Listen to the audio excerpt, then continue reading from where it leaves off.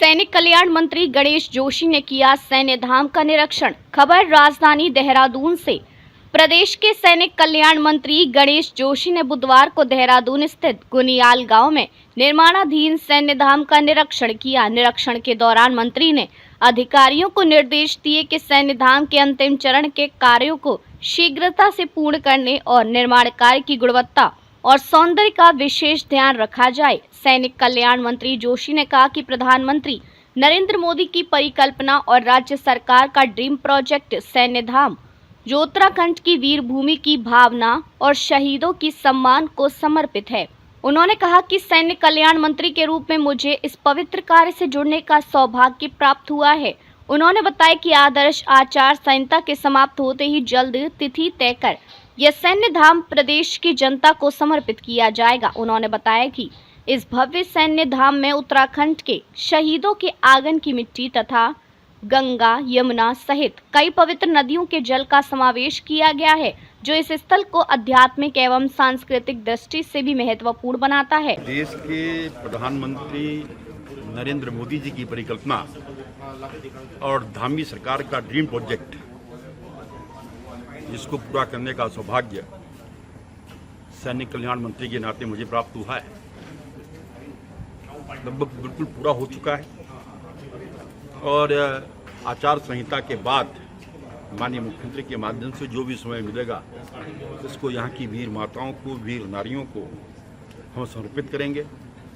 और जिस भाव के साथ हमने इसको बनाया है, इसका नाम सैन्य धाम है। धाम का मतलब एक पवित्र स्थान से होता है। और भारत की सेना में दो सैनिकों की पूजा होती है, बाबा हरभजन सिंह और बाबा जसवंत सिंह। उन दोनों के मंदिर यहाँ पर हैं। इसका जो मुख्य द्वार है, हमने भारत माता के अमर सपूत और हमारे देश के गौरव, जिन्होंने कहा था कि चाइना और पाकिस्तान हम पर एक साथ हमला कर लें, हमारी सेनाएं उनसे लड़ने में सक्षम हैं, उनके नाम पर बना है। म्यूजियम इसमें है, थिएटर इसमें है, लाइट एंड साउंड शो के माध्यम से वीरता की पिक्चर्स यहाँ पर दिखाई जाएगी। और मैं दावे के साथ कह सकता हूँ, जब लोग उत्तराखंड आएंगे, सरकार बद्री, केदार, गंगोत्री, यमुनोत्री 4 धामों को देखने जाते हैं, इस धाम को देखने अवश्य आएंगे। इस भावना के साथ हमने इस बार, क्योंकि पूरे 1734 परिवारों के आंगन की मिट्टी हम लेकर आए थे और उसमें 66 नाम छूट गए थे, उनसे भी हमने संपर्क किया है। और उसके बाद लगभग 35 लोग हमारे और शहीद हुए हैं।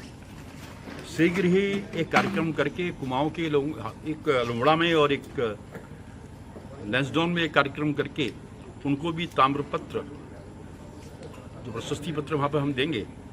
और उसके बाद एक भव्य कार्यक्रम में इसका लोकार्पण किया जाएगा, जिसमें सभी जो 1800 से अधिक हमारे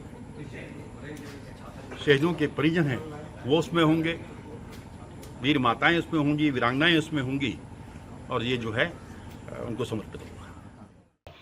सैनिक कल्याण मंत्री जोशी ने यह भी बताया कि देश भर के प्रमुख सैन्य स्मारकों का गहन अध्ययन करने के बाद सैन्य धाम की डिजाइन तैयार की गई है, जिससे यह न केवल एक स्मारक बल्कि शौर्य, बलिदान और गौरव की प्रतीक स्थली के रूप में विकसित हो सके। उन्होंने अधिकारियों को निर्देश दिए कि सभी कार्य निर्धारित समय सीमा के भीतर पूर्ण किए जाएं, ताकि आने वाली पीढ़ियां यहां आकर अपने शहीदों के बलिदान का गर्व से स्मरण कर सकें। उन्होंने यह भी भरोसा जताया कि इस बार श्रद्धालु चारों धामों के दर्शन हेतु आते हैं, ठीक उसी प्रकार लोग सैन्य धाम में भी आएंगे और शहीदों को नमन करेंगे।